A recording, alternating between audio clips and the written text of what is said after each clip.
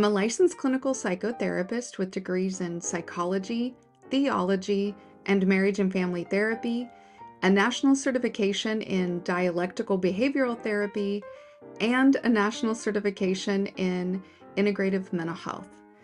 In this video, I'm not looking to diagnose anyone. I'm only willing to offer insight into situations like these.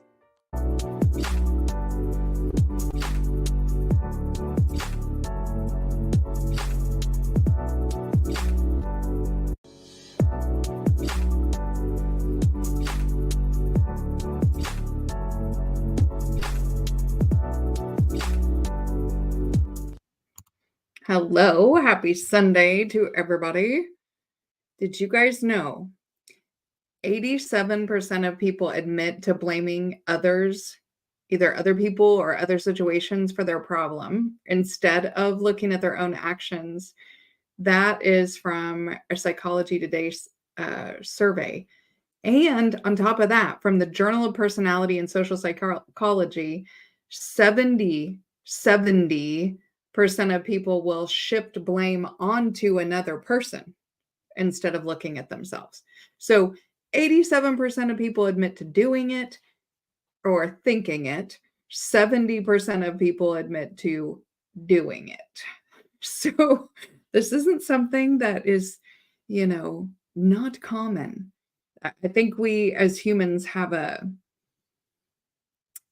an inherent thing that happens where we're like, why did you do that? And that self-reflection is a big thing. It is a big thing. Well, let's say hi to some people as they're coming in. All right. Adric's first. He said it's on. Rocky. He said, no, I wanted to be first. Damn it, Adric. Well, thank you for being here, Adric and Rocky. Nina Williams is here. Hi with the peace sign. My favorite auntie. Adrian says, let's go. Thank you guys for being here. Cynical Optimist, thank you for being here. Peace to you as well. Chef Mike says, hey, Maggie. I'm ready for some food for thought. Glad to see everyone. Glad to see everyone too. What is our meal for the day? I don't know what time it is where you're at, but I have chili on the stovetop because I am so ready for fall. It's ridiculous how ready for fall I am. So chili is on the stovetop. When I'm done here, the cornbread will be going in the oven, and I'm going to have a nice fall meal.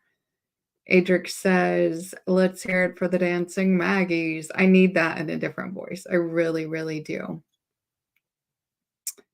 Oh, Chef Mike's having some pecan pie. Nice. And watching football. And great conversation. Thank you. Thank you. Hey, there's Snowman checking in. Thank you, Snowman, for being here. It's a great crowd today. My live tribe. You guys are awesome. Nick Morrison, he says he's present and on time. Yeah, you are. Because it starts for you when you get here, right? So you can never be late. Never, never, never, never. Oh, Jody and Snowman are making chili too with cornbread. See? Now, I'm going to ask you, Snowman, what is the one? See, I'm a Jiffy Mix person. I bake a lot of things, but I'll make cornbread from scratch. But what is the one thing that you have to add to cornbread before you bake it, by the way? Other people, maybe not Chef Mike can answer because he's a chef, but other people can answer as well. Well, not Adrian, because I know he knows. So tell me, what's the one thing you have to add to cornbread? All right. So let's talk about self-reflection and external accusations. So self-reflection is like introspection, right? It's the ability to step back and, step back from a situation and think about your thoughts, right? Think about your actions, almost like make yourself a third person. So if you're in a conversation with somebody and it's not going well, you're not vibing, you're not on the same page, there seems to be some conflict, whatever. We'll use that as an example. The self-reflection is to take a moment and go, what are my thoughts right now? What are my feelings right now? And what are my behaviors right now? Right. So this goes back to cognitive behavioral type of theory, right? That thoughts, feelings, and behaviors all affect each other, right? Like it's this loop. Okay. So if I look at my thoughts and I look how I feel and I look how I'm behaving, then I can think about that next level is this how I want to be behaving? Is my feeling valid? Are my thoughts off base? Right. And it's not saying, is this my fault? Right. We're not trying to blame ourselves either. It's trying to, in the moment, to reflect on what's going on to see, can I change my thoughts or feelings or behaviors or all three, if they're all affecting each other, in this moment to sort of get things moving in a different direction. So it's not to say that the other person doesn't hold fault or doesn't hold responsibility or isn't saying things to trigger your feelings and thoughts and behaviors. It's sort of like for a moment, we're going to take them out of the equation and we're going to look at what am I in control of? And the only thing that we are in control of are our thoughts, feelings, and behaviors. And what's interesting is we all know people who exert no control over their thoughts, feelings, and behaviors, right? And we may be dealing with somebody like that, right? So it triggers our stuff, okay? It's sort of like there's a saying, I heard it as a child, not so much as an adult, but where I would be doing something and somebody would say, watch yourself. And we don't really necessarily think a lot about what does that mean? Watch yourself. But it literally means stop, turn around, watch yourself. What are you doing? What are you thinking? What are you feeling? Where does that stuff come from? What are you in control of? What can you do about the situation? And sometimes what you can do about a situation is walk away. Sometimes the only part that you're in control of is to literally not be in the situation anymore. Other times it's like, okay, well, I know I'm having a feeling about this. So I just said yesterday, as an example, something had happened and I was having a lot of feelings about what had happened, right? And there was part of my shadow that was wanting to make this everybody else's problem, right? Was wanting to blame somebody for, the situation that I was in, or, was not wanting to take any accountability or control or watch myself in the moment. And a lot of the ways that I say what's going on is my shadow's doing a lot of talking, right? My shadow's like, it's either going to do one of two things. It's going to make nothing my fault and externalize everything and everybody's mean and I'm a victim and whatever, whatever, whatever. Or it's going to say everything is my fault and degrade me in the process, right? This is not constructive conversations that the shadow has. And so, in that moment to be asked, are you okay? Or how are you feeling about this? Or, anything like that, I'm going to probably respond, like my shadow's doing a lot of talking, or my shadow wants to answer your question, or things like that to say, you know what, I've got to watch myself right now. Maybe I'm in the process of watching myself right now. I have to really think about and evaluate my thoughts and feelings in this moment as a mechanism to control my behavior. Hopefully that makes sense as a example. Okay. Chef Mike says, I miss the fall. Adrian says, "Am I the problem?"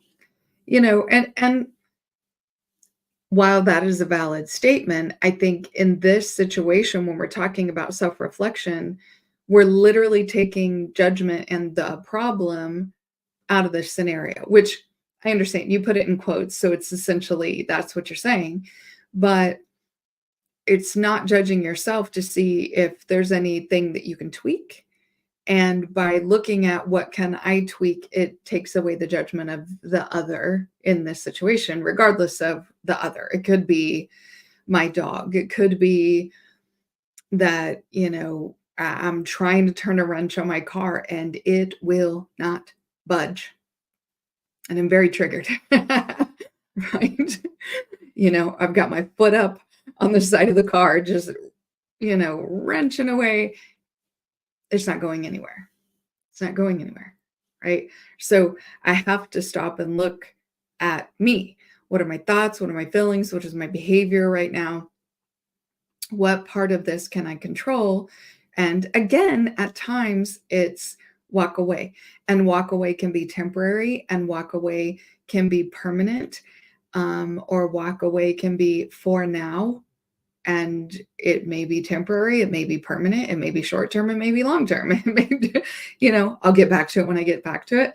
Now, luckily for me, if I'm doing something on my car, it's a project car, I can walk away for months, as I have done. So, Leon's here.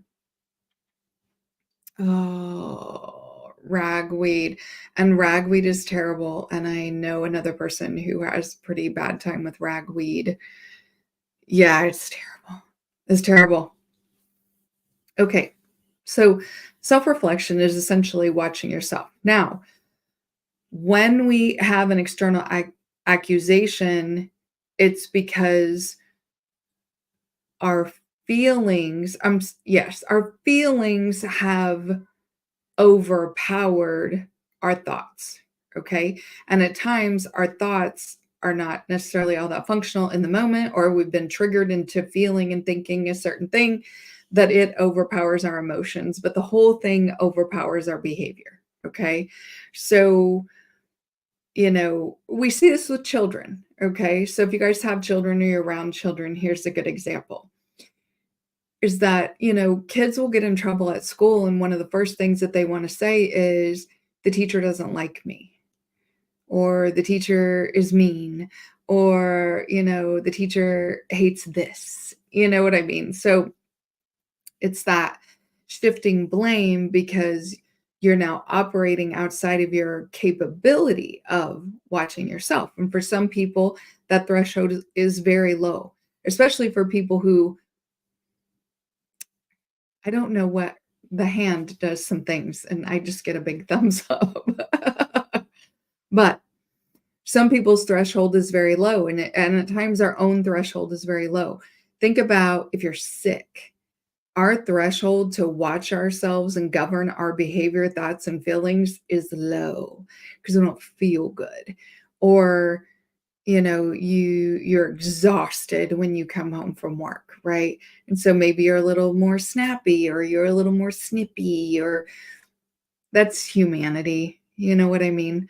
But what we have to be careful of is not shifting all blame onto others, right? If you say all men X, all women this, all dog lovers this, all people who have cats this, all Republicans, all Democrats, all, right? Like we're literally removing the humanity off of people and just shifting all the blame for all of our problems onto this other person or these other people.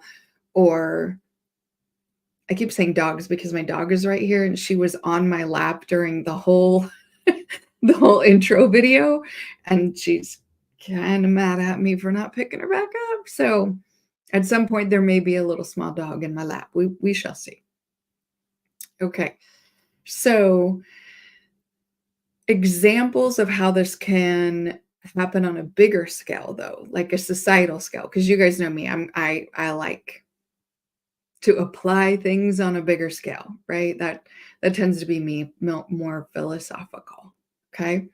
So, for example, the 2020 US presidential election, right?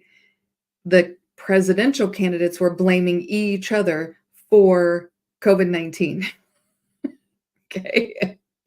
You know, uh, if I was in charge, the virus wouldn't have spread. You're the reason that this happened, and the mask mandates and the blah, blah, blah, blah, blah. Everybody was blaming each other, but there was no collective responsibility. There was no moving forward together. There was no bipartisan. It's your fault, for X, or if you're president, this is the catastrophe that's going to happen.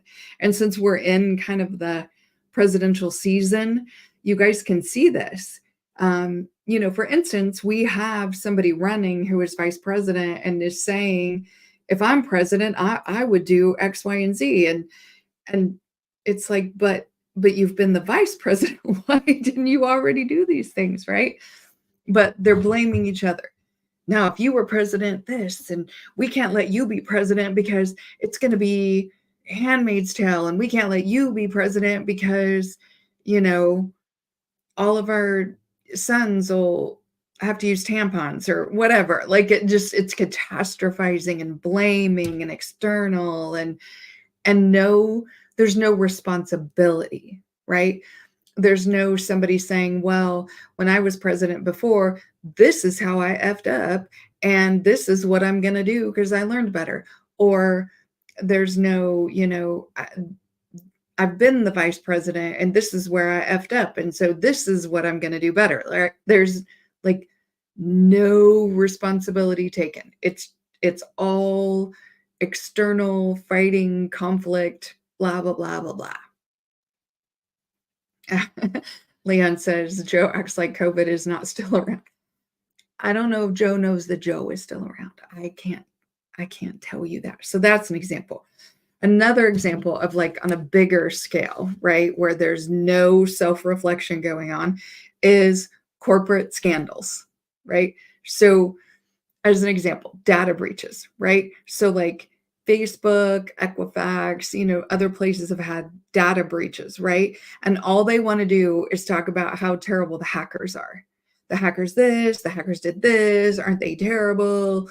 Yada, yada, yada, to take no responsibility for the fact that there was a data breach. You know what I'm saying? Like deflecting onto external factors, right? And then we're like, well, did you learn anything from that? Like, is there anything you could have done better? Did you have part of that?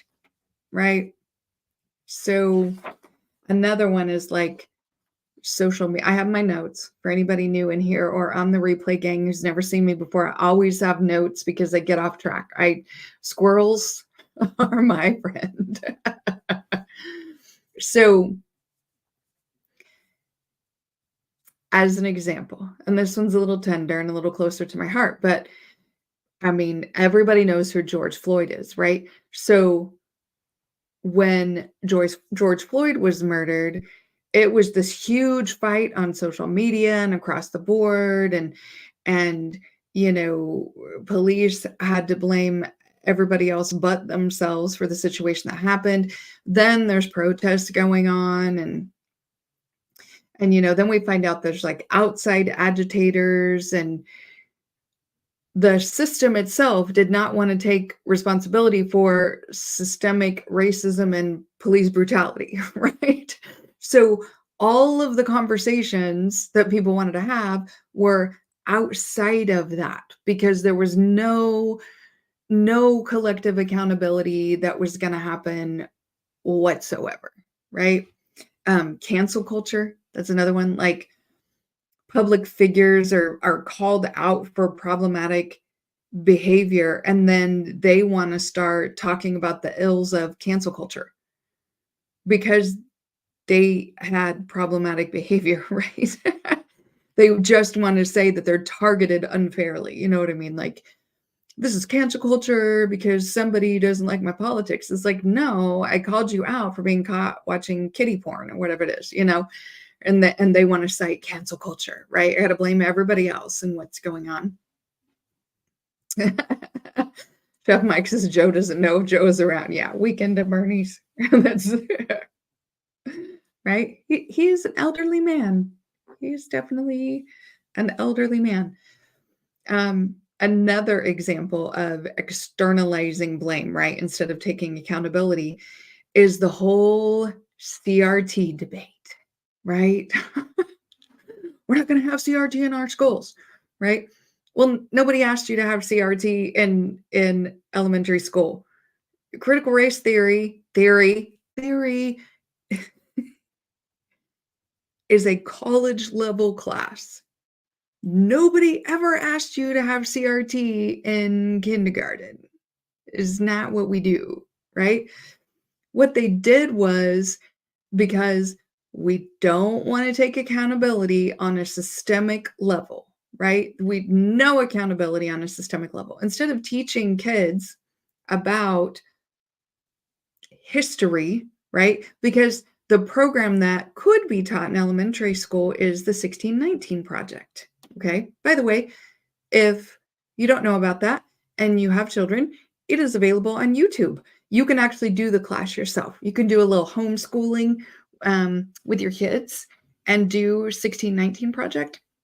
But they just wanted to like externalize everything, and white kids are going to feel guilty, and white fragility and all of this kind of stuff, right? And then they labeled everything that is the history of descendants of slavery as CRT.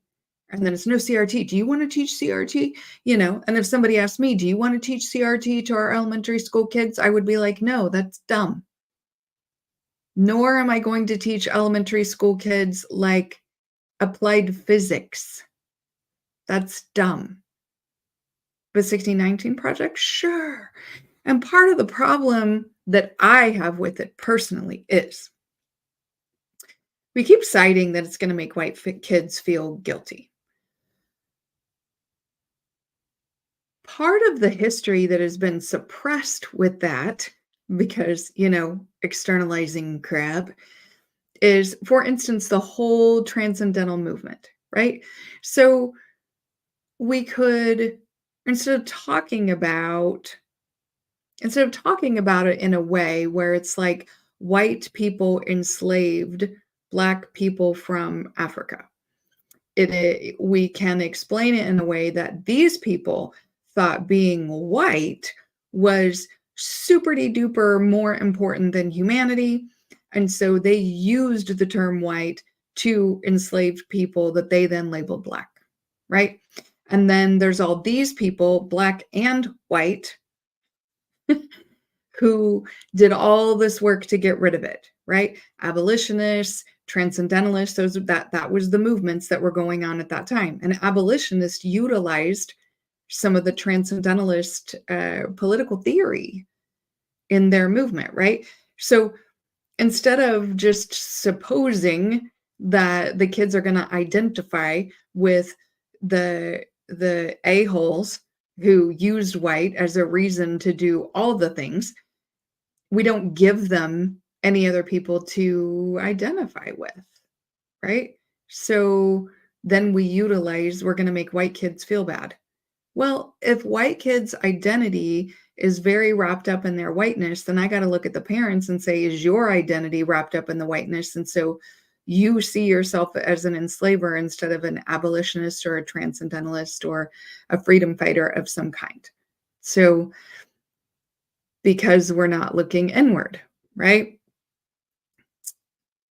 Chef Mike says CRT. Ooh, that is a great example. Yeah. Adrian says no one is teaching any college level theory in kindergarten. Exactly, right? Like nobody wants to teach applied physics in second grade. We're not doing that, nor are we going to teach CRT, right? Right. But I have said there are ways to teach this where instead of othering each other across a black-white divide, it can be seeing an other, because kids are very black and white, right? So there has to be a bad guy in an atrocity. We can label the bad guys as the bad guys, and the rest of us, we can identify with all the people who did come together and did try to work together, right? So if I see myself in that, and I see that as role model behavior as a child, then I'm going to have a focus of equity, right? Because we fight against evil. We fight against societal atrocities. We do this, right? But we keep getting told we have to split along this white-black thing, which was made up and was a reason to exploit Black people. So I don't want that. I don't want it. Okay. Adrian says, America, there's no such thing as white fragility. Also, America, you're going to make white kids feel bad, right? Exactly. And that's that, like, I don't want to look inside. I just want to blame other people. That's all I want to do. There's no accountability. We're not systemically, as a system, right? We are not going to introspect and take responsibility. We're just not going to do it. We're going to blame everybody else.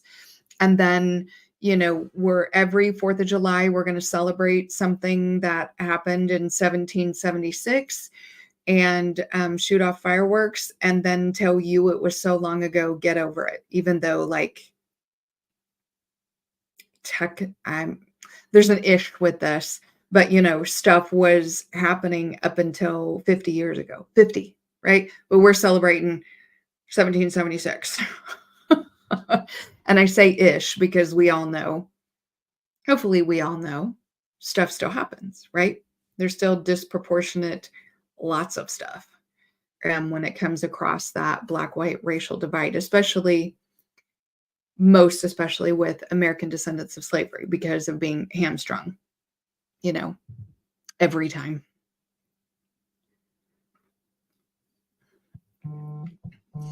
Yeah, Trust says, I told you, seems completely justifiable. Okay. So, because humans have a tendency to blame other people for our problems, as do children, right? This is like a base level response. It's like an initial response. It hinders our personal growth, right? Because we want to not evolve, that's not the word, grow, right? We want to grow from there to where, even if that's like an initial instinct that we have the capability to introspect, to rationalize, to think about what we're doing and what's going on, right? If we can't ever look at our own culpability, like if I can never look at my own indoctrination, my own trauma triggers, my own experiences and history with things, my own tendencies, that are inherently me, they make up me. But if I can't look at them and know that they happen or know what I'm capable of, then how am I ever going to grow, right? I'm on autopilot at that point. So I want to circle back to the political debates, because that's a huge, it's so bad now, guys. It's just so bad now. Of the political candidates do not want to take responsibility, and they only blame, right? And because we're in that season, it's an even bigger issue that we see. Joy says, why would we do that? Such a silly word, introspection. Hi, Spain Man. Thank you for being here. Spain Man says, or we celebrate our fight for freedom while condemning others' fights. Hello. Totally true. Totally true. So, there's another video I have on here. I think it's under cognitive dissonance, but I talk about philosophical discourse, because it seems like we really do not have discourse anymore. And like the presidential debates are not debates, right? Like they're not set up like an actual debate. They are not discourse, right? And I'm old enough that I can remember when presidential debates were not like that. So, um, so I'm going to go through a bit of a timeline here of where we were and where we've gotten to with the I'm never taking personal accountability debates, right? And you can watch videos of this online and you will be shocked watching presidential debates from the 60s, the 70s, even into the 80s a little bit, that people were kind, they were gracious, they were polite. They would say, I agree with, so and so on this particular thing. It's odd. It's odd. Oh, Toya's having meatballs. Yes. Spain Man says debates today are political battle rapping, and it's terrible. They're terrible rappers. Okay. So if we go back to the 60s and the 70s, which I was not around in the 60s, we have John Kennedy versus Richard Nixon. So that was in the 60s. Okay. The debate focused on policy issues, right? Like the entire debate focused on the Cold War, civil rights, and economic growth. They each discussed their visions and plans and didn't say a negative word about their opponent. Not one. They said, these are the big things going on. This is my vision. This is my plan. The end. They didn't have anything negative to say about the other. Okay. So you can watch it online, by the way.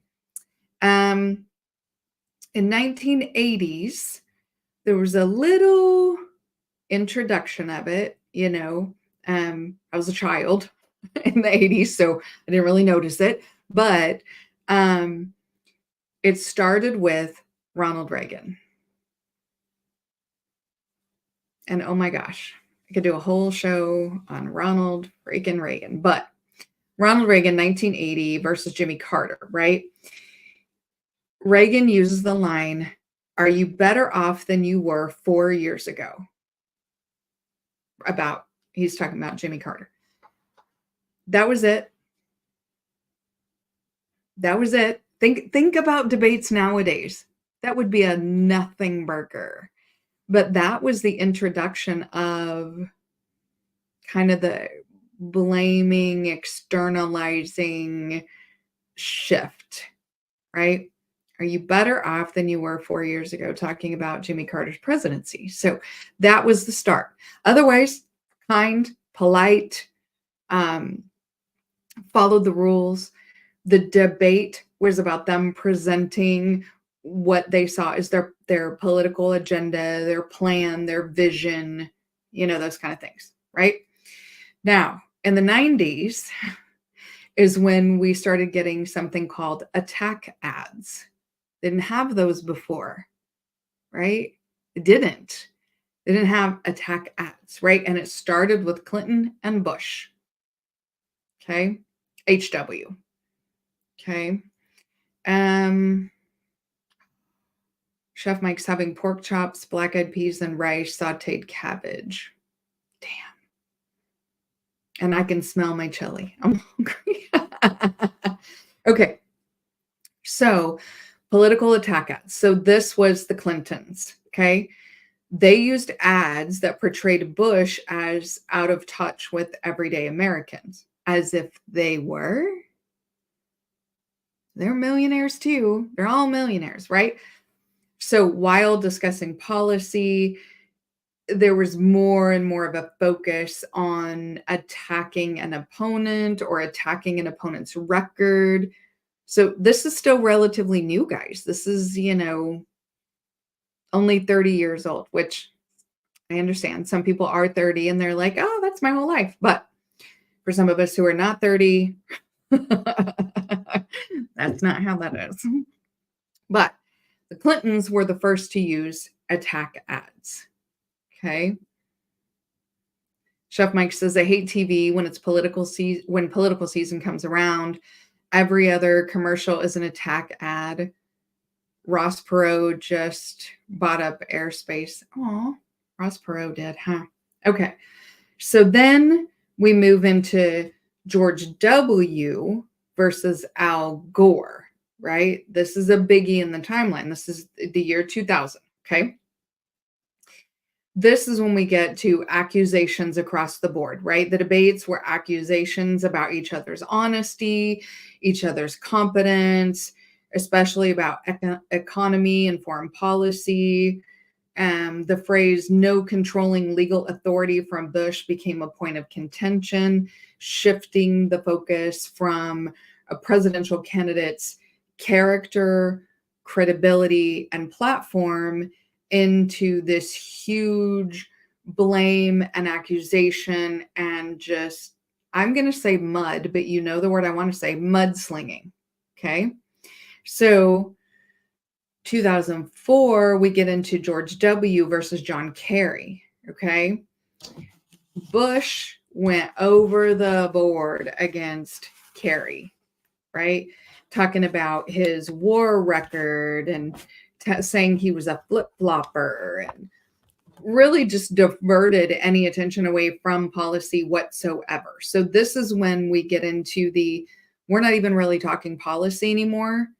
It's more of the I'm gonna and you are insert, degrading statement. And so that was really the big flip of the switch 20 years ago, 2004, to everything being about character assassination and not about character integrity and the policy, right? Adric says 2000, the year the internet was created. Okay. So Adrian says attack ads actually started with Bush Sr. versus Dukakis and what is known as the Willie Horton moment. I will have to go back and look at that. Yep, definitely going to have to look at that. Okay. So 2008 is when we started the partisan blame game. Obama versus John McCain. And I'm not saying any of this stuff didn't happen here and there between, but these were like a timeline of when switches were flipped, and this is now the game. So Obama versus McCain, right? They're talking about the financial crisis. McCain blamed Obama's policies for all of the economic issues, like you are what's wrong with the country. There was no focus on solutions anymore, right? So then we get using social media more, right? So then we have Barack Obama versus Mitt Romney, and it's playing out on social media, right? And we get accusations about job creation, handling of the economy, and then social media and the social media ads were quick responses, and everybody was online, right? They're on social media. And so then everybody starts pointing fingers at each other. I was having a conversation the other day and I was like, do you remember back when people always said you don't talk politics or religion with your friends because then they won't be your friends, right? You don't say who you voted for or who you're gonna vote for, and you for damn sure didn't tell other people who to vote for because that was a personal decision. You didn't tell people how much money you make. You don't debate religion. There was just certain things that you didn't do. And now it's, we've sped all the way, we've Evel Knieveled over the top of that. And it's now everybody telling each other who you have to vote for, or it's the end of the world. And have you noticed that they all have kind of similar talking points? Doesn't matter which side you're talking about. It's the end of the world if the other person gets your vote, right? Donald Trump and Hillary Clinton, that debate was painful. It was just a big argument, and mud slinging. That's all it was, right? And it wasn't any better between Trump and Biden. And then now we have Trump and Harris, and it's just mudslinging and dirty looks and name calling and trying to make the other one look dumb. Um, it's not really a focus on policy or solutions. And it's, when they do talk about what they're going to do, it's all very like performative and pandering and catchphrases and little, you know, media moments, you know. We're going to talk about joy and, it's just, we're not talking about anything. We're just talking about how terrible the other one is. That's all we're talking about. There is no introspection into that system whatsoever. Let's see. Toya says kitchen table talk should remain there or nowhere. Yeah. Adrian says the Willie Horton moment was when Bush attached the murder of a released felon in Dukakis estate to Dukakis. It was the second time that Black people were used as radioactive red herrings in a campaign. Damn, thank you for bringing that up because I totally did not have that on my timeline. Appreciate that. Hi, Rael. Thank you for being here. Adrian says Reagan used welfare queen in the 80s. Yeah. Yep. And those attack things are almost like the start of trying to, again, divide the American people across certain lines. And so I guess it would make sense to me that they would use lines that they already made and continue to reinforce.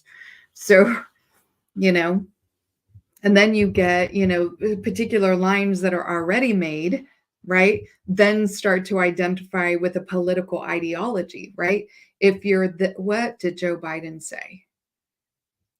Something like, if you don't vote for me, you're not Black, or something like that, right?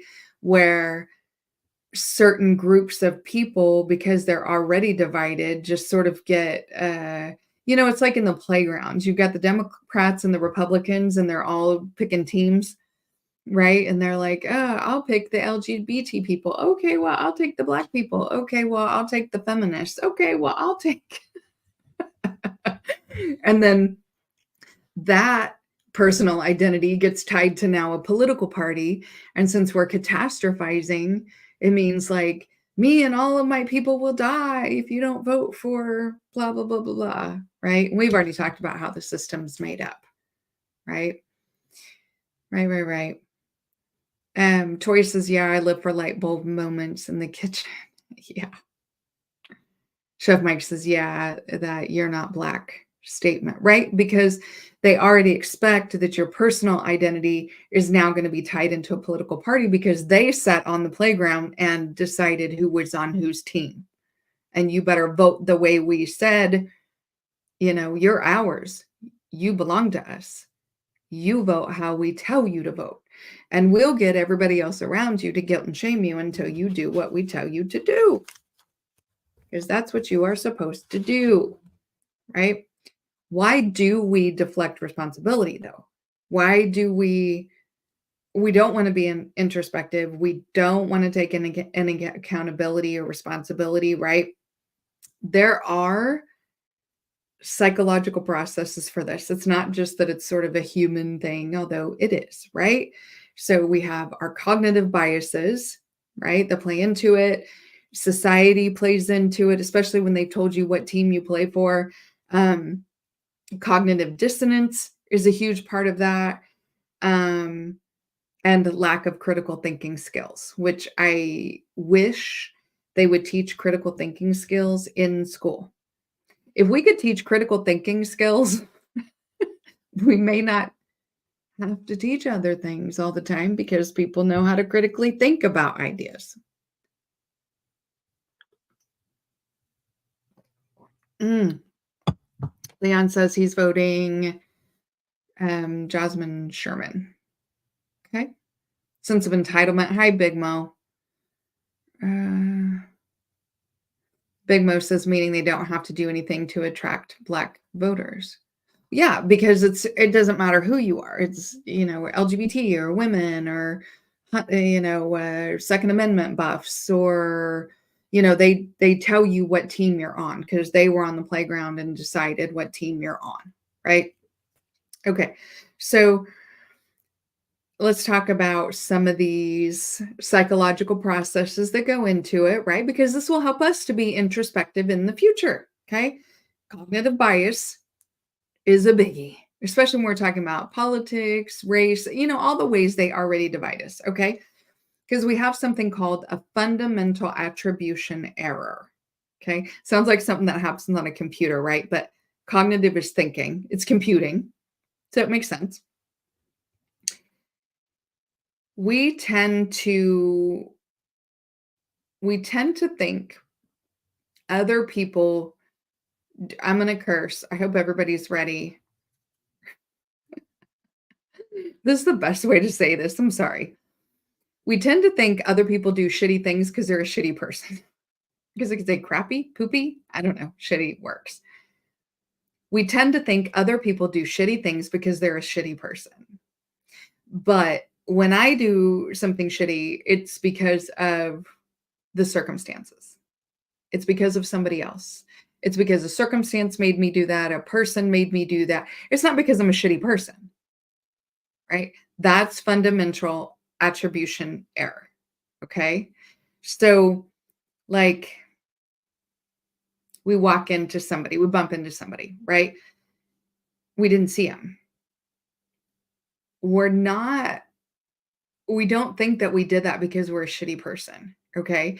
But the other person who got bumped into might think you're a shitty person because you don't even watch where you're going. You don't even look for other people. You own the whole sidewalk here, do you? This is just your whole place and everybody needs to get out of the way.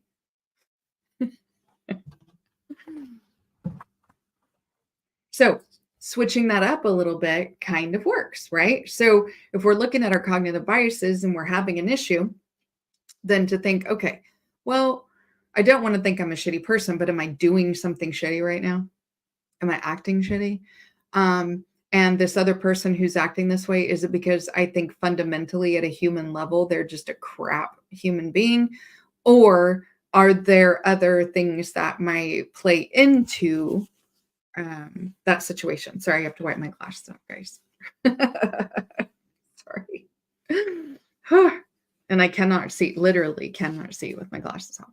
Okay. The chef says shitty fits best. Yes.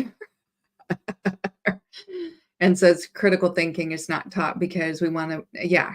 Rockefeller, who in what year was that? 1903, I think, became the very first US Department of Education president and said that he wanted a nation of thinkers, not a nation of, he wanted a nation of workers, not a nation of thinkers. And he decided to standardize education from kindergarten all the way through the collegiate level, and we still operate under that system, right?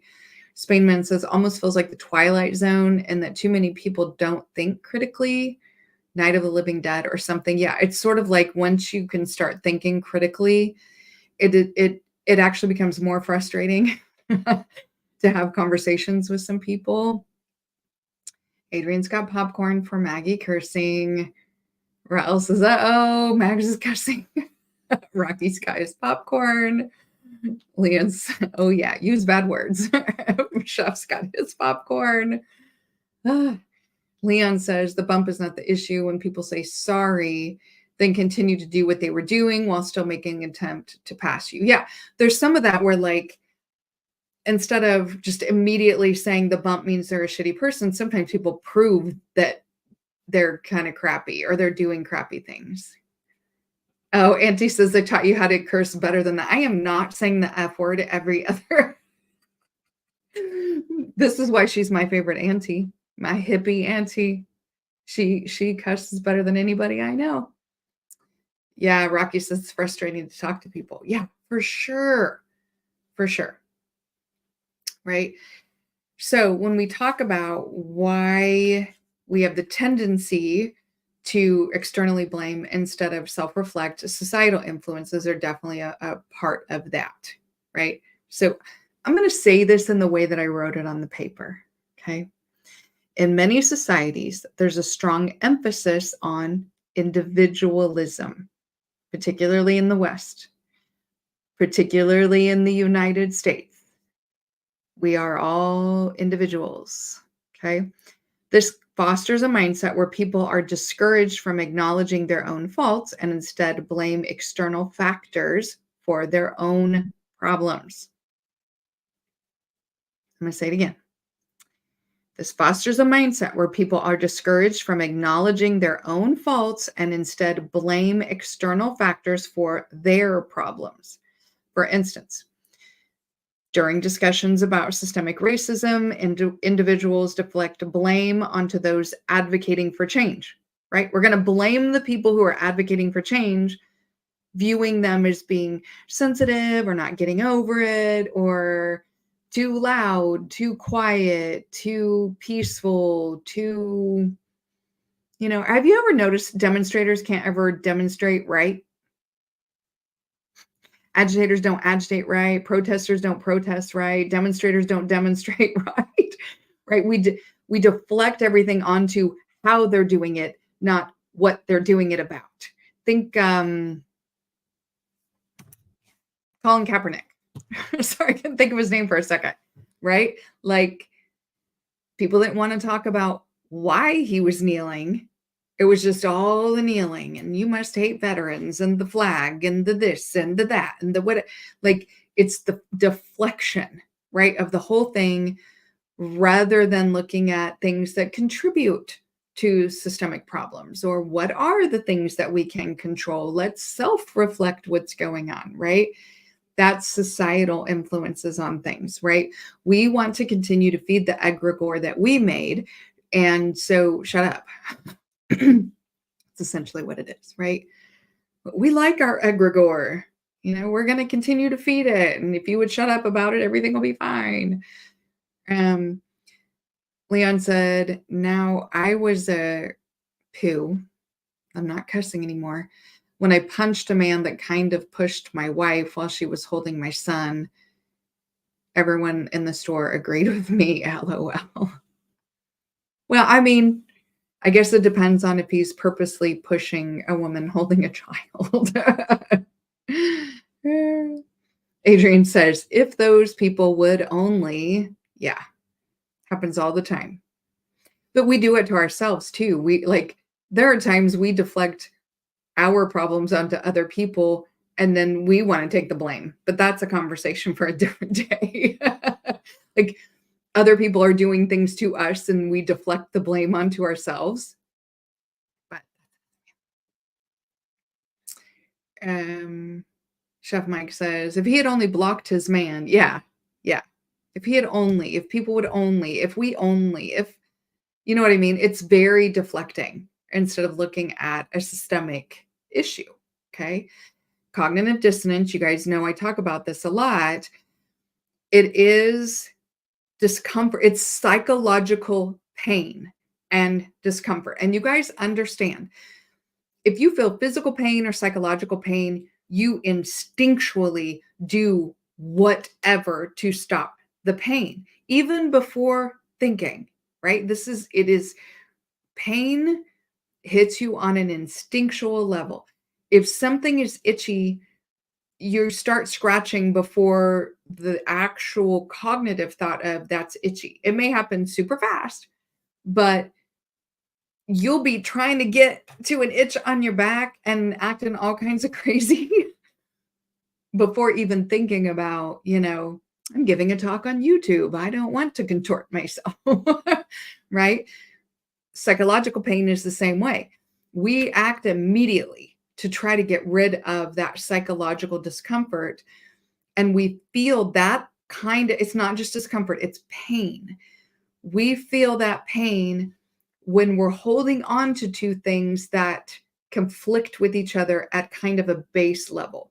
Our beliefs, our core values, our belief systems, holding two things that appear to conflict with each other, but are both true. It causes pain. Okay. And so until we learn to deal with cognitive dissonance and our ability to sit in the cognitive dissonance. So, as an example, okay, there's been over the past several years so much coming out about um, domestic violence in Christian churches and child sex abuse, right? The Catholic Church, but not just the Catholic Church, right? Even like rabbis in synagogues, other Christian. Listen, I don't know. I don't know if you guys can see the thumbs up that pops up. I don't know what I'm doing. I'm talking with my hands. I think that's the trigger to say you're talking with your hands. Stop it. Anyway, and it it was so difficult for Christians in that moment, and you could see so much cognitive dissonance because on one hand people believed so deeply in their Christian values and beliefs, right? And this is not even so, it's more true if somebody's own pastor or priest got accused of something, right? And they want to believe what the pastor or the priest tells them and has told them. But the pastor just went to church for 12 years for diddling little kids at the summer camp. And so that creates this dissonance of two things that are true at the same time. And it causes a lot of pain. And so because people will do anything to get rid of that pain, then they'll do something like, he was framed, he was set up. My pastor would never, because everything he's told me about being a Christian is right and good and true and values, and it's part of who I am as a person, and I can't let that go, right? It's almost like dissonance. They feel like dissonance is telling them it's all or nothing, right?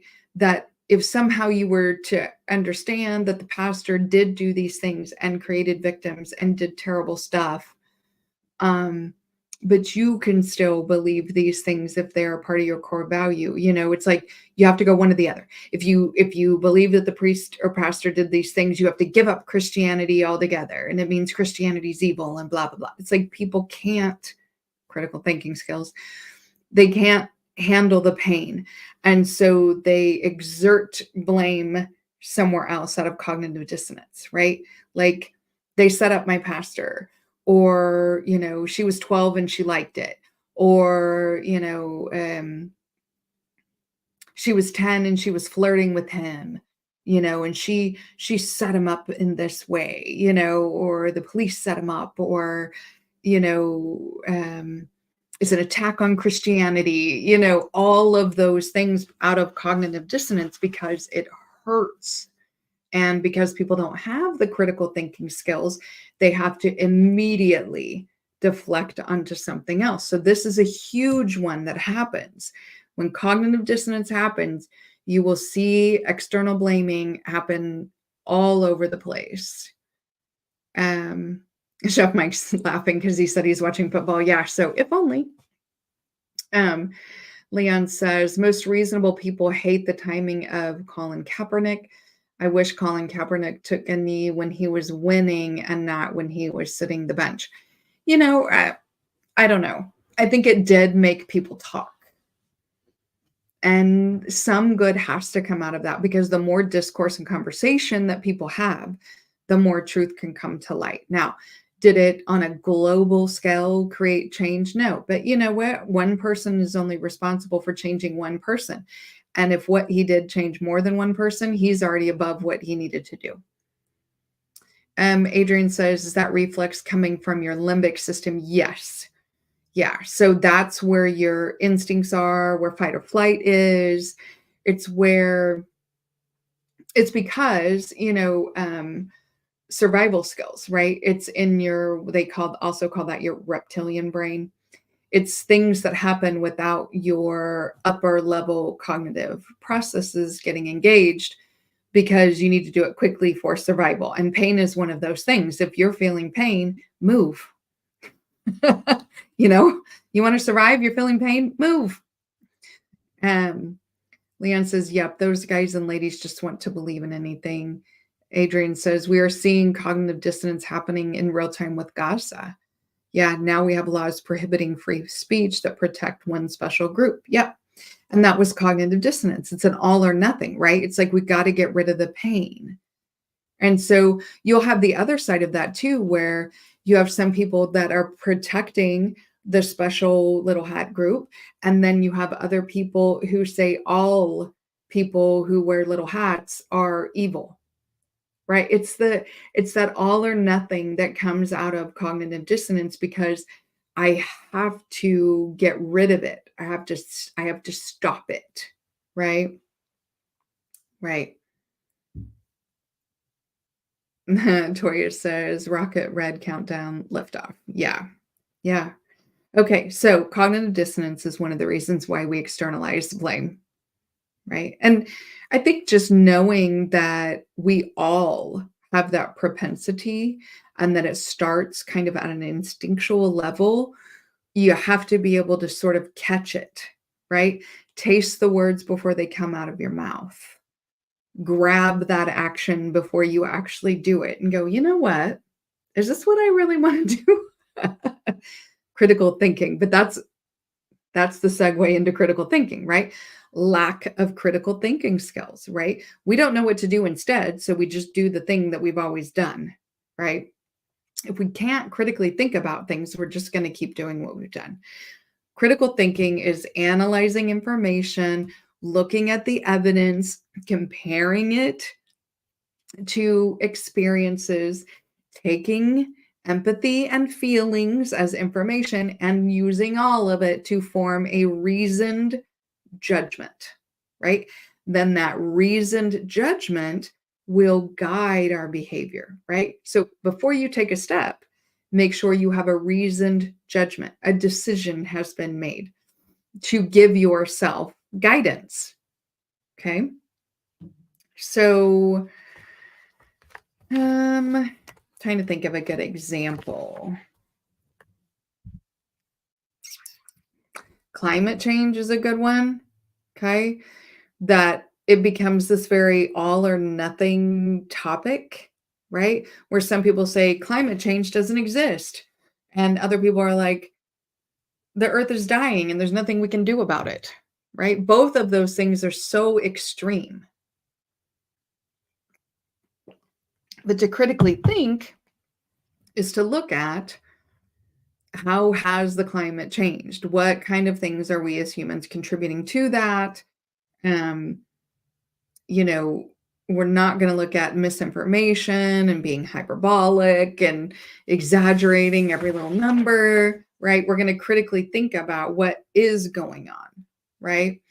And it's sort of like, if you're a critical thinker about climate change, then you're going to think about dirty water systems in Flint. That kind of stuff you're going to think about as part of climate change and where things are going. You're going to think systemically. You're going to interweave things together.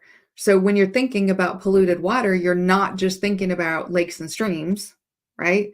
You're also thinking about Flint, Michigan. If you're thinking about things critically, okay?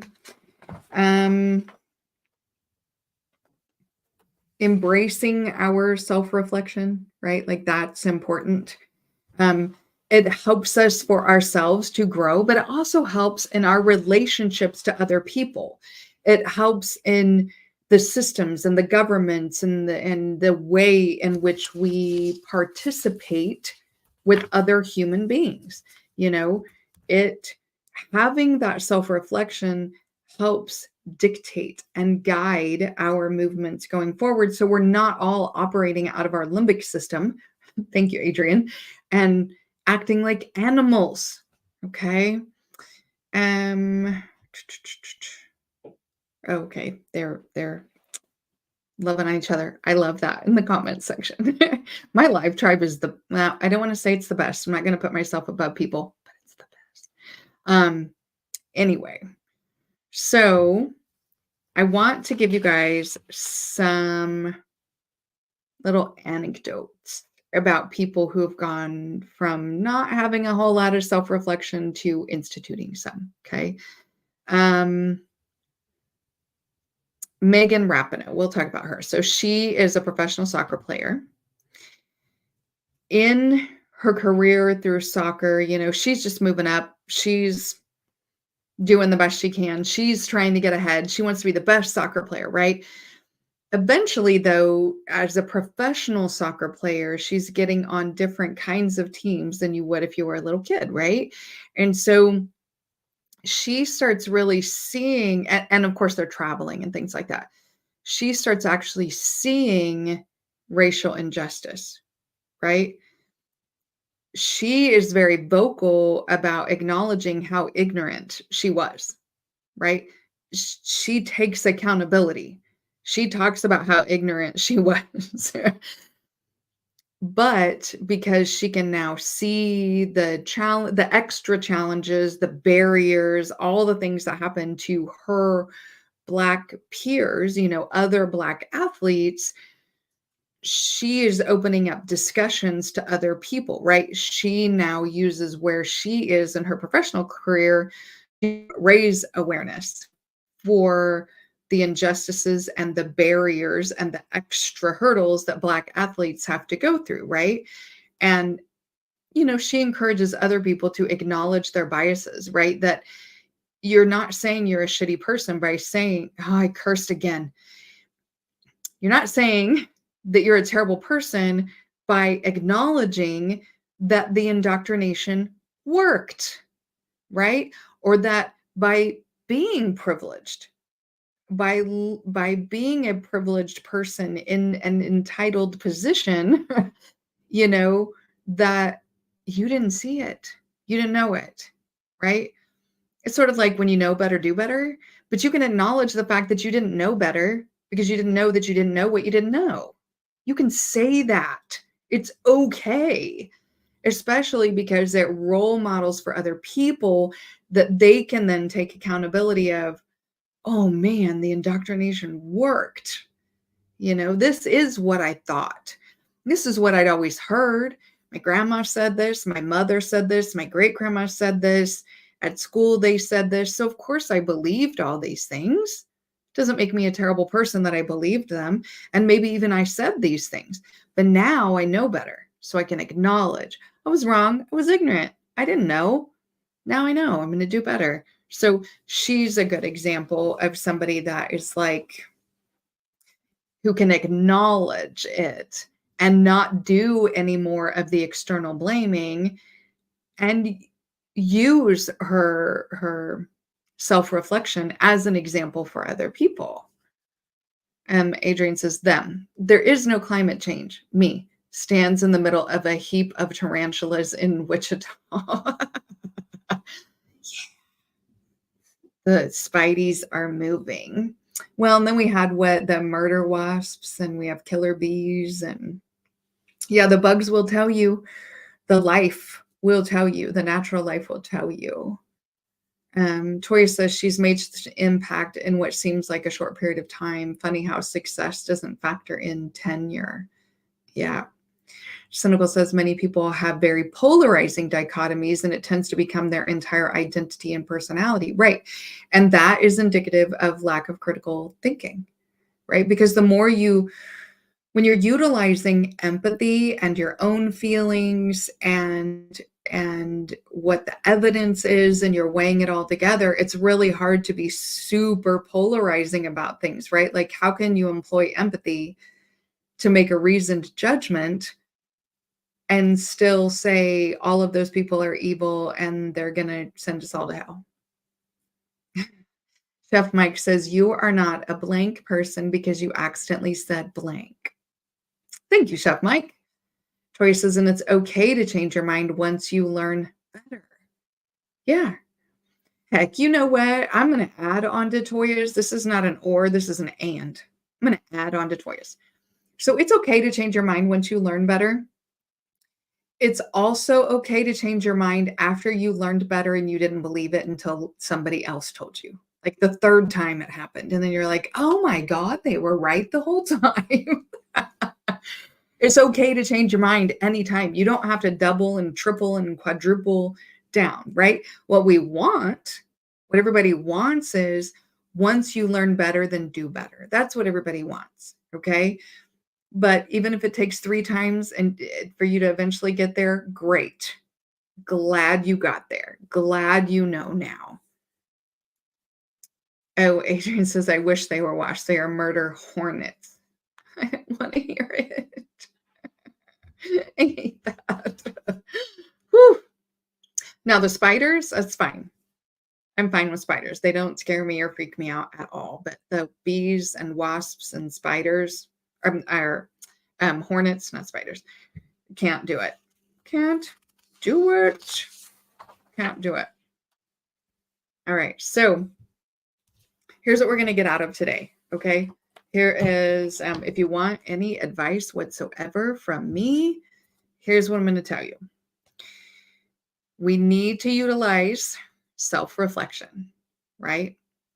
Through critical thinking, through ignoring cognitive dissonance, through whatever means, through empathy. I don't care. But we need it because we need increased self-awareness, right? We need everybody to be aware of themselves and what they're doing. We need everybody. I'm giving a collective, watch yourself, right? Watch yourself. Look at yourself. Look at yourself. Is what you're thinking reasoned? Is what you're feeling reasoned? Is what you're doing reasoned? Okay, be aware of yourself. Watch yourself. Okay, that's important. This is why we all need self-reflection, right? We also have to identify areas for improvement. If it's constant external things like you are the problem for all the ills in the world, and if you think about president, right? If you're president, then everything's going to be terrible. And if I'm president, everything will be grand. Well, we're never identifying areas to improve ever in that way. If it's constant external things. On a personal note, if I constantly externally blame others, I never identify areas where I need to get better simply because I don't want to sit in discomfort or I don't want to think about something, right? Or it's hard. It's hard to learn. It's hard. I might hurt somebody's feelings. I might, people might think badly of me. I might have to do without for a little while. Whatever it is, people avoid it. And then we never get to see where things could actually be better. Things we can improve, things we can do better. Connected to that is we don't ever learn from our mistakes when we externally blame. If everything that ever wrong happens to me is because it's somebody else's fault, then I'm going to start having pity for myself. Why is everybody so mean to me? How come every man I date doesn't know how to stand on his head? I don't know. I had to make something up in the moment. We are an incessant pity party at that point, right? Like everybody's mean to me. Everybody's done me wrong. I'm nothing but a victim, right? And there's a difference between being a victim and being victimized. We acknowledge that we were victimized, right? We don't give abusers a pass by saying, I'm no victim. That doesn't affect me in any way, shape, or form. We don't do that, right? That's the other side of that. We hold people accountable by saying we were victimized.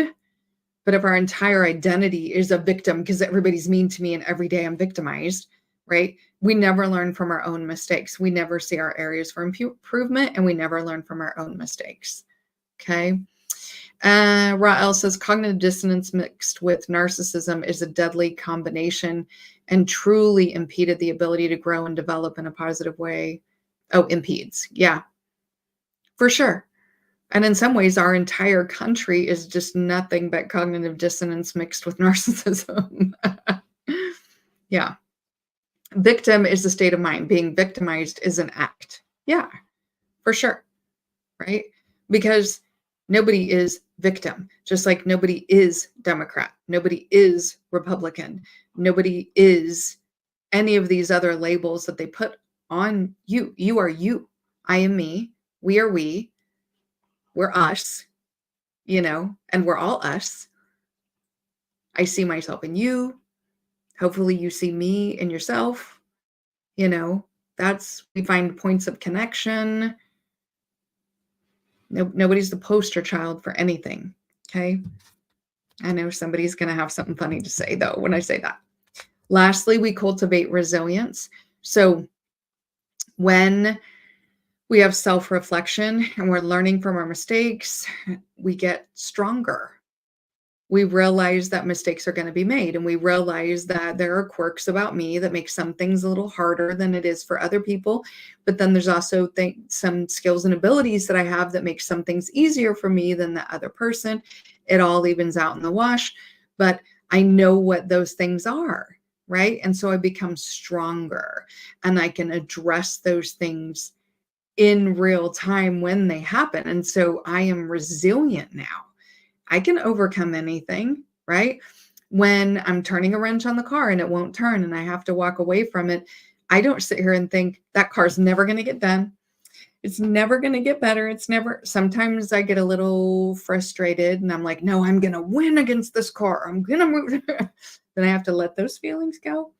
But I know eventually I'm going to figure out a way, even if it's asking somebody else for help, if it's looking at videos online, if it's putting some gunk on it until I'm able to turn it to try to help I know I'm resilient. I know I'll figure it out, right? Chef Mike says we are one. Yeah, like humans are we. I don't know. I just had Toys R Us in my mind. Like humans are us, and we can find points of connection with each other, or we can continue all of the cognitive dissonance, lack of critical thinking, external blaming, all of this kind of stuff. Right now, that sounds a little Pollyanna, and I want you to understand accountability, because I've said it several times. Accountability is inherent in all of this. Personal accountability and making sure other people have accountability. Okay. As far as our connections with other people, right? The more we use self-reflection, the more empathy we have for other people, right? Because when I start acknowledging my quirks and my challenges and things I'm not good at, then I understand other people have same stuff. Not the exact same ones, maybe all the time. Nobody's exactly like me, but I understand that people have challenges because I have challenges, right? And there's things I'm good at and that I'm strong at, and I try to use those to overcome my challenges. And people just do the best they can with what they have to work with, and some people just don't have a lot to work with. So you gain empathy in that way, okay? We can also have improved communication, because could you imagine every time you brought a problem to somebody, they told you it was your fault? Because they're just external, everything is external. They never take accountability. Like, hey, honey, why did you leave your dirty dishes sitting out on the floor by the couch? And then they're like, the kids and the dog and this person called me and they had this thing on the TV and then somebody on social media and you. So you have no communication without self-reflection, right? It's not just blaming somebody for something or asking somebody about problematic behavior. It's any time. If somebody cannot self-reflect, you're not going to have good communication. Self-reflection's got to be there. Okay. At the end of the day, authenticity.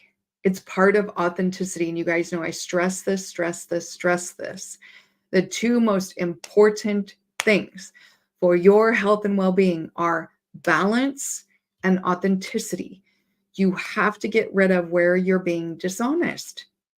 And if you're externally blaming and you're not taking accountability and you won't self-reflect and you won't watch yourself in your thoughts, your feelings, and your behaviors, you are not being authentic.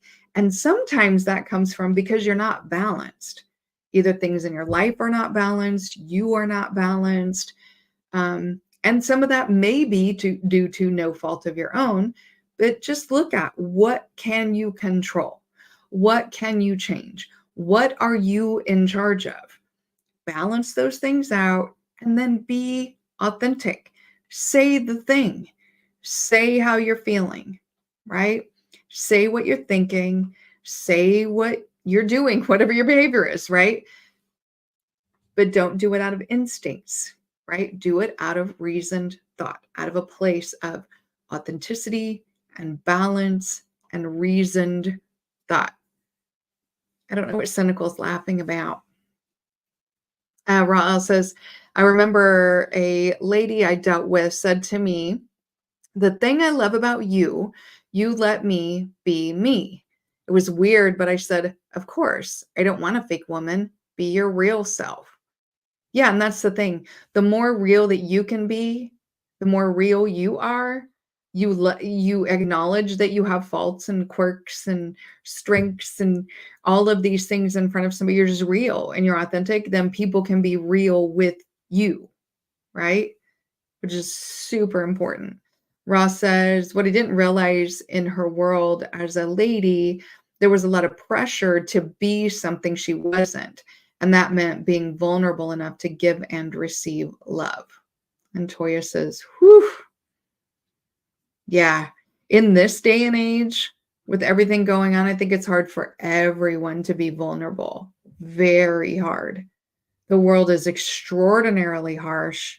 There's a lot of external blame going on and people shaming each other and attacks. And it's, Cynical says the Toys R Us. Yeah. Yeah. Humans are us. Right. So, we want self-reflection to get also more deeper connections and more authenticity with the people that we deal with, either on a systems level, a collective level, an individual level, our personal relationships. Self-reflection is very, very big for balance and authenticity, right? So this is what I'm going to say. Socrates, a very ancient philosopher, but I love philosophy. Y'all know this about me. Socrates said, the unexamined life is not worth living. Because what are you living, right? So he says the unexamined life is not worth living. What I add to that is because what are you living? If you haven't looked at your life, you haven't looked at yourself, you haven't gotten to know yourself, you haven't considered what it is you want in this world, and you haven't thought about how you want to set it up, you haven't figured out what you enjoy and what you find joy in, and who you want to love, and figured out relationship and all of these things. What are you living? You're on autopilot. Okay. So I want to, oh my gosh, an hour and a half. I just need to, I think, decide that my lives are now an hour and a half. I try to stick to the hour, but then I just get to talking and there's a lot I want to say. Okay, so coming up, what I want to let you guys know is Wednesday is the meaning in suffering. So finding the meaning in suffering. And then next Sunday, I hope you all can be there because this one's going to be wild, is Are Men's Dating Preferences Shallow? So that's what we're going to talk about next Sunday. This coming Wednesday is finding meaning in suffering. Okay. So it's a little bit of an extension of what we talked about today when we started talking about being victimized does not make you a victim, but you have to hold victimizers accountable, right? Rael says Socrates' statement goes well with Gandhi's view of being the change you want to see in the world. Yeah. That may be another talk. I push back on Gandhi just a little bit for a variety of reasons, and that's one that I do. Shallow Hal, Matrix says. Oh, that was a funny movie, though. Okay. 2 good shows in a row. Yes, yes, I'm hopeful. Wednesday pivot point is going to be a little deeper because we're going to be talking about suffering, but finding meaning in that. And that adds to your resilience, by the way. This is what we're working on right now, in case you guys hadn't figured it out. Chef Mike says this crew can sit through 3-hour streams on a regular. You're perfectly fine with an hour and a half. Okay. I won't feel like I'm taking up your whole Sunday. Okay. All right. Well, I appreciate everybody being here. My live tribe is always amazing. You guys make me feel like I'm not just talking into the void. I love having these conversations with you guys. And you guys have such great things to offer to the conversation, even if it's a little brevity in the moment for a little chuckle, which is nice. The shallow topic is Adrian says, yeah, because Gandhi was a terrible hater of Black folks. Well, that's one of the reasons why I push back, but I push back on that statement just a little, not in total, but there's a little I want to add to that statement. So anyway, good shows coming up. Shout out to the replay gang. Put comments in there. Oh, I do want to say for anyone who is interested, because I had it up on my community page, coming up on the 4th of October, so that's this coming Friday, is the National Reparations Summit in New Orleans. If you do not know what reparations are, please look into that. I would suggest Yvette Carnell videos if you don't know what that is, or you're not up to speed with the most current things. She would have some good videos for you to watch. Anyway, the National Reparations Summit is coming up this coming weekend in New Orleans. There is a streaming option to buy a ticket. I'm super excited to see that. So on the 4th of October, myself and some others that I know are going to be watching it streaming. We got the streaming tickets. So hope you guys can attend that if at all possible. Otherwise, Ross says, I know Gandhi was a racist. Just the statement. Yeah, but again, this is cognitive dissonance, right? Like we can hold two things true at the same time. Gandhi said some really empowering and profound things, and he was also a raging racist. They can both be true at the same time, and that's okay. Chef Mike says, I felt like we were talking in class when we were discussing dinner. Other than you were making me hungry, and I got to go eat the chili now. So anyway, I'm going to show you guys a picture of my dog, and then we'll see you Sunday. Bye. Please like the video if you haven't already. It really helps the algorithm to know what kind of things you like. Share where you think it's appropriate, especially to someone who you think needs to hear it. And don't forget to check out some of the wilder Pivot Point Wednesday shows. And last, don't forget to subscribe if you haven't already, especially if you want to break down complex concepts that make the esoteric not so teric, helping you on your journey to become your most authentic self. By subscribing, you'll join a community that thrives on curiosity and growth, and you'll never miss out on insights and some wild discussions. Let's uncover the universe together.